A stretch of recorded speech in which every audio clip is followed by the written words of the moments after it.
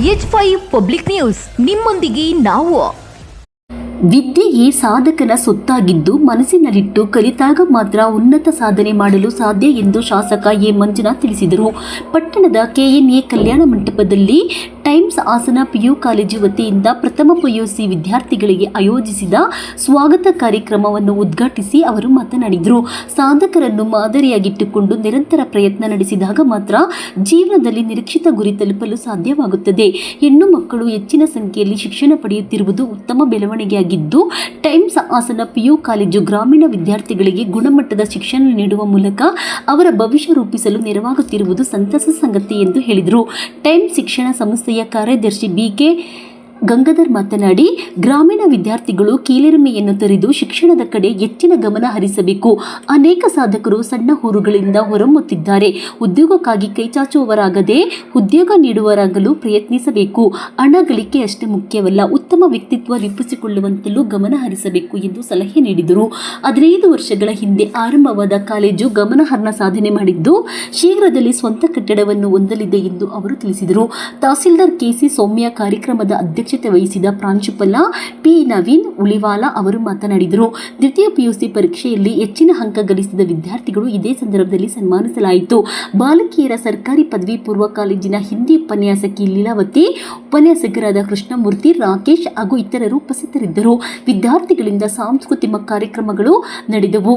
ವರದಿ Santosh Gowda, Arkalgud, H5 public news.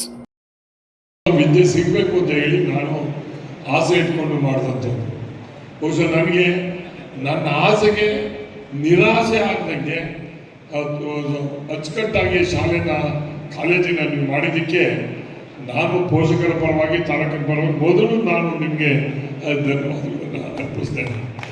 ಯಾಕೆಂದರೆ ಯಾರೇ ಆಗಿರಲಿ ಮನಸ್ಸಿರಬೇಕು ಮಾಡಬೇಕು ಅಂತೇಳಿ ಆ ನೋವಿದೆಯಲ್ಲ, ನಾನು ಮಾಡ್ತೀನಿ ಅನ್ನೋ ಒಂದು ಇದಿದೆಯಲ್ಲ, ನಾನು ಅವರಲ್ಲಿ ಕಂಡೆ. ಆಗ ಅದ್ರ ಫಲ ನಮ್ಮ ಮಕ್ಕಳಿಗೆ ಇಲ್ಲಿ ಸಿಗುತ್ತೆ ಅಂತಕ್ಕಂಥದ್ದು ನನ್ನ ಅಭಿಪ್ರಾಯದಲ್ಲಿತ್ತು. ಬಹುಶಃ ಈಗಾಗಲೇ ಮಾತಾಡ್ತಾ ಹೇಳೋದು ಸುಮಾರು 5,000 to 6,000 ಜನ ಮಕ್ಕಳು ಇಲ್ಲಿವರೆಗೆ ಇಲ್ಲಿಂದ ಹೊರಹೊಮ್ಮಿರ್ತಕ್ಕಂಥವರು ನಮ್ಮಲ್ಲಿ ಅಂತ ಈಗ ಸ್ಟಾಟಿಸ್ಟಿಕ್ಸ್ ಕೂಡ ಹೇಳ್ತಾ ಇದ್ದಾರೆ. ಬಹುಶಃ ಸಂತೋಷ ಆಗಿದೆ. ಇಲ್ಲಿದ್ದವರು ಇಂಜಿನಿಯರ್ಗಳಾಗವ್ರೆ, ಡಾಕ್ಟರ್ ಆಗವ್ರೆ, ಇದೇ ಆಫೀಸರ್ಸ್ಗಳವ್ರೆ, ಎಲ್ಲರೂ ಆಗಿದೆ. ಆಮೇಲೆ ಯಾರು ಆಗದೆ ಇರೋದು ಏನೂ ಇಲ್ಲ, ಯಾರು ಏನು ಬೇಕಾದ್ರೂ ಆಗ್ಬೋದು. ನಾನು ಆಗಬೇಕು ಅಂತ ಹೇಳಿ ಕನಸು ಕಾಣಬೇಕು ಅಷ್ಟು. You have to dream for yourself, not for others. I want to become something ಅಂತ ನೀವೇನಾದ್ರು ಆಗಬೇಕು ಅಂತ ಕನಸು ಕಂಡ್ರೆ ನೀವು ನಿಮ್ಮ ಜೀವನದಲ್ಲಿ ಯಾರು ಒಬ್ಬರು ಆದರ್ಶ ವ್ಯಕ್ತಿಗಳನ್ನು, ನಿಮಗೆ ಬೇಕಾದಂಥ ಒಬ್ಬರು ವ್ಯಕ್ತಿಗಳನ್ನು ಆ ಪುಸ್ತಕಗಳನ್ನು ಓದಿ ನೀವು, ಆಗ ನಿಮಗೆ ಇನ್ಸ್ಪೈರ್ ಆಗ್ತೀವಿ. ಅದರಿಂದ ಅವರು ಯಾವ ರೀತಿ ಇದ್ರು, ಯಾವ ರೀತಿ ಆದರು, ಏನು ಅನ್ನೋದನ್ನು ಅದು ಮುಖಾಂತರ ಮಾಡ್ಕೊಂಡ್ರೆ ನಿಮ್ಗೆ ಗೊತ್ತಾಗ್ತದೆ. ಇವತ್ತು ನಾವೆಲ್ಲ ಇದೇ ನಮ್ಮ ಕಾಲೇಜು ಇದೆಯಲ್ಲ, ನಿಮ್ಮ ಈ ಕಲ್ಯಾಣ ಮಂಟಪ ಮತ್ತು ಇದು ಮಾಡ್ತಿರಲ್ಲ, ಇದ್ರ ಮಾಲೀಕ ನಾನೆಲ್ಲ ಕ್ಲಾಸ್ಮೇಟ್ಸ್ಗಳು ಇಲ್ಲೇ ಓದ್ತಾ ಇದ್ದು. ನಮಗೆ ಗೊತ್ತಿದೆ, ನಾವೆಲ್ಲ ಮುನ್ಸಿಪಲ್ ಹೈಸ್ಕೂಲ್, ಗೌರ್ಮೆಂಟ್ ಸ್ಕೂಲಲ್ಲಿ ಓದೋರು ಇಲ್ಲೇ ಪಕ್ಕದಲ್ಲಿ. ನಾವು ಇಲ್ಲಿಗಂಡು ಬರ್ತೀವಿ ಅಂತಿರಲಿಲ್ಲ. ನಾವು ಬೆಂಗಳೂರಿಗೆ ಹೋದ್ಮೇಲೆ ನಾನು ಹಿಂಗೆ ಆಗಲೇಬೇಕು ಅಂತ ಕನ್ಸ್ಕೊಂಡೆ. ನನಗೆ ಇಲ್ದಿದ್ದವರೆಲ್ಲ ಶತ್ರುಗಳು, ಯಾರು ನನಗೆ ಕಾಣ್ತಾಯಿದ್ರಲ್ಲ. ನನ್ನ ನಿಜವಾಗಿ ಸಾಕಿದವರು ಯಾರು ಅಂದರೆ ಈ ಕ್ಷೇತ್ರದ ಮತದಾರರು ಅನ್ನೋದನ್ನು ನಾನು ಯಾವತ್ತೂ ಮರೆಯೋದಕ್ಕೆ. ಇವತ್ತು ಹೇಳಿದ್ರು ಎಲ್ಲ ಪಾರ್ಟಿಯಿಂದ ಗೆದ್ದವರಿಂದ, ನಾನು ಗೆದ್ದಿಲ್ಲ, ನನ್ನ ಮತದಾರರು ಗೆದ್ದಿದ್ದಾರೆ. ಮತದಾರರು ನನ್ನನ್ನು ಆಯ್ಕೆ ಮಾಡಿಕೊಂಡಿದ್ದು, ನಾನು ಅವ್ರ ಸೇವಕರಾಗಿ ಸದಾ ನಾನು ಸಾಯೋವರೆಗೂ ಅವ್ರ ಸೇವೆ ಮಾಡ್ತಕ್ಕಂಥದ್ದು ನನ್ನ ಜವಾಬ್ದಾರಿ. ಇವ್ರು ಹೇಳಿದ್ರು 3 ಜನ ಇವರು ಅಂತೇಳಿ. 3 ಜನ ಜೊತೆಗೆ ಒಂದೇ ಮನೆಯಲ್ಲಿ ಬೇರೆ ಬೇರೆ ಪಾರ್ಟಿಗಳಿಗೆ ಗೆದ್ದಿರ್ತಕ್ಕಂಥದ್ದು ಅದು ಪ್ರಥಮ ಅನ್ನೋದನ್ನು ನೀವು ಮರಿಬೇಡಿ. ಅದು ಅರ್ಕಲ್ಗೂಡು ಬೀಜನೇ, ಅದು that is also very important. ಆಮೇಲೆ ಆಗಬೇಕು ಅಂತ ಕನ್ಸ್ಕೊಂಡ್ರೆ ಡೆಫಿನೆಟಾಗಿ ಆಗೇ ಆಗ್ತೀವಿ. ನನಗೆ ನನ್ನ ಇಲ್ಲಿಗೆ ತಲುಪಕ್ಕೆ ಕಾರಣ ಏನಂದರೆ, ನಾನು ಆಸೆ ಇಟ್ಕೊಂಡ್ರೆ ನನ್ನ ಡಿಸ್ಕರೇಜ್ ಮಾಡ್ತಿದ್ರಲ್ಲ, ಇವ್ರು ಏನಾಯ್ತಾನೆ ಅಂತ. That become for me strength. ಏನನ್ನು ಹೀಯಾಳಿಸ್ತವ್ರೆ, ನಾನು ಏನಾದ್ರು ಮಾಡಲೇಬೇಕು, ಆಗಲೇಬೇಕು ಅಂತ ಹೇಳಿ ನಾವು ಕಾಲೇಜಿನಲ್ಲಿ ಡಿಗ್ರಿಗೆ ಬಂದ ಮೇಲೆ ನಾವು ಅವರ್ ಸೆಲ್ಫ್ ಎಸ್ ಏನೋ ಮಾಡ್ಬೋದು, ಸಾಧಿಸ್ಬೋದು, ಆಗ್ಬೋದು ಅಂತಕ್ಕಂಥದ್ದನ್ನ ಕನಸ್ಕೊಂಡು ಇಲ್ಲಿಗೆ ನಾವು ರೀಚ್ ಆಗಿದ್ದೀವಿ. ಸಾಧ್ಯ ಅಷ್ಟೇ ಮಾತ್ರ ಓದಕ್ಕೆ ಸಾಧ್ಯ ಆಗುತ್ತೆ. ಸೊ ಮಕ್ಕಳನ್ನ ಫೋರ್ಸ್ ಮಾಡೋದು ಬೇಡ. ನೀವೆಲ್ಲ ನಮ್ಮ ಜೊತೆಗಿರೋದು ನನಗೆ ಭಾಳ ಖುಷಿ ಇದೆ. ನಮ್ಮ ಗಣ್ಯರೆಲ್ಲ ಇದ್ದಾರೆ. ನಮ್ಮ ತಹಶೀಲ್ದಾರ್ ಮೇಡಮ್ ಬಗ್ಗೆ ಮಾತಾಡಬೇಕು ಅಂದ್ಕೊಂಡೆ. ಯಾಕಂದ್ರೆ ನಾನು ತಹಶೀಲ್ದಾರ್ ಅಲ್ಲ DYSP ಆಗಕ್ಕೆ ಅಂತ ಹೋಗಿ ಫೇಲ್ ಆಯಿತು. 2 ವರ್ಷ ಬೆಂಗಳೂರಲ್ಲಿದ್ದೆ, ನಂಗೆ ಸಕ್ಸಸ್ ಆಗಲಿಲ್ಲ. ಸೊ ನಮ್ಮ ಮಕ್ಕಳೆಲ್ಲ ನಮ್ಮ ಮೇಡಮ್ ಥರ AS IAS ಆಫೀಸರ್ ಆಗಲಿ ಅಂತ ಬಯಸ್ತೀನಿ.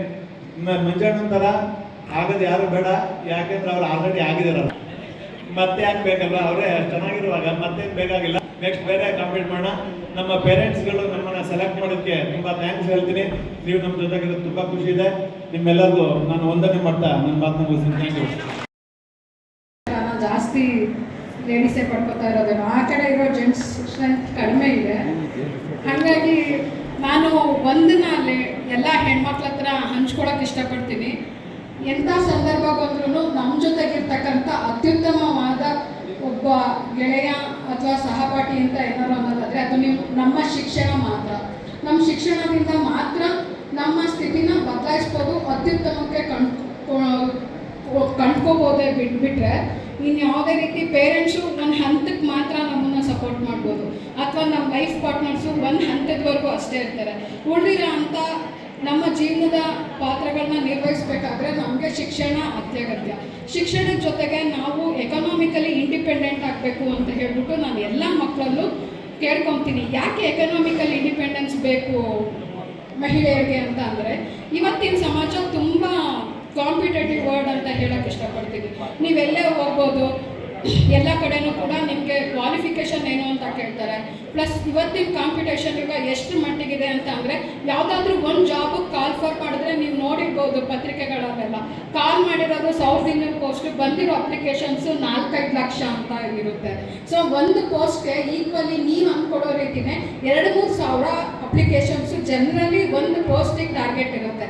ಸೊ ಆ ಒಂದು ಪೋಸ್ಟ್ನ ನೀವೇ ಪಡ್ಕೋಬೇಕು ಅನ್ನೋದಾದರೆ ಅದರಲ್ಲಿ ಯಾವ ಮಟ್ಟಕ್ಕೆ ಕಾಂಪಿಟೇಷನ್ ಇದೆ, ತಾವು ಯಾವ ಕಾಲೇಜಲ್ಲಿ ಓದಿರ್ತೀರಾ, ಅದರಲ್ಲಿ ಏನು ಸ್ಕಿಲ್ಸ್ನ ಪಡ್ಕೊಂಡಿರ್ತೀರಾ, ಸಮಾಜದಲ್ಲಿ ಕಾಂಪಿಟೇಷನ್ ಮಾಡೋದಕ್ಕೋಸ್ಕರ ತಾವು ಅಟೆಂಡ್ ಮಾಡಿರ್ತಕ್ಕಂಥ ಜನರಲ್ ನಾಲೆಡ್ಜ್ ಎಷ್ಟು, ಕಾಂಪಿಟೇಟಿವ್ ಎಕ್ಸಾಮ್ಸ್ಗೆ ತಾವು ಯಾವ ರೀತಿ ಪ್ರಿಪೇರ್ ಆಗ್ತೀರಿ, ಅದೆಲ್ಲದ್ರ ಮೇಲೇ ನಿಮ್ಮ ನೆಕ್ಸ್ಟ್ ಭವಿಷ್ಯ ಡಿಪೆಂಡ್ ಆಗೋದ್ರಿಂದ ನಾನು ಎಲ್ಲ ಮಕ್ಕಳಿಗೂ ಹೇಳ್ತೀನಿ, ಈ ಏಜಲ್ಲಿ ಡಿಸ್ಟ್ರಾಕ್ಷನ್ಸ್ ಜಾಸ್ತಿ. ಎಸ್ಪೆಷಲಿ PUC ಡಿಗ್ರಿ ಹಂತದಲ್ಲಿ ನಾವೇನೋ ಅಂದ್ಕೊಂಡು ಬಂದಿರ್ತೀವಿ ಜೀವನದಲ್ಲಿ, ಆದರೆ ಅದನ್ನು ಡಿಸ್ಟ್ರಾಕ್ಟ್ ಮಾಡೋದಕ್ಕೆ ಸೊಸೈಟಿನಲ್ಲಿ ಬೇಕಾದಷ್ಟು ಅಂಶಗಳಿರುತ್ತೆ. ಎಲ್ಲದಕ್ಕಿಂತ ಮುಖ್ಯವಾಗಿ ಮೊಬೈಲ್ ಫೋನ್ಸು.